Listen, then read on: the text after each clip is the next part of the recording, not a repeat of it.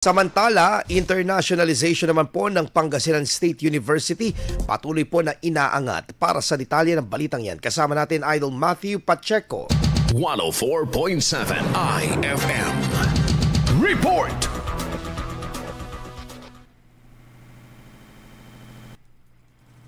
Patuloy ang pagpapalakas ng pamunuan ng Pangasinan State University upang makilala pang universidad sa buong mundo. Ayon kay PSU President Dr. Albert Galas, ang mga programa at aktibidad na may kinalaman sa internationalization ay nagbibigay pagkilala sa universidad.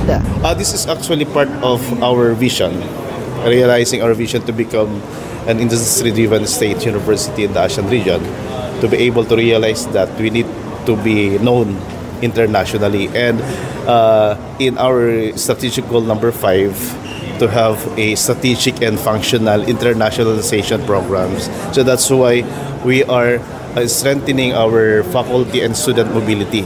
Ayon naman kay PSC Vice President for Local and International Affairs Dr. Ian Evangelista, papatibay rin ito ng reputasyon ng universidad. Generally po ang atin pong layunin sa massive internationalization natin, of course, is our reputation. Nagbibigay po ito ng signal sa atin pong mga prospective partners po na university na ay credible ang Pangasinan State University. May credibility, may integrity, core values din po natin yon, and of course the reputation that I have mentioned.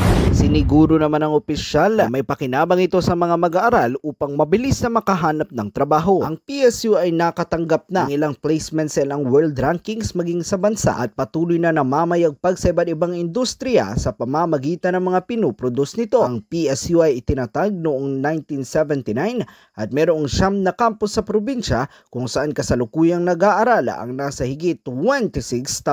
Kasama mo mula rito sa IFM Dagupan, ito si Idol Matthew Pacheco. Tatak IFM. IFM News. IFM News. IFM News.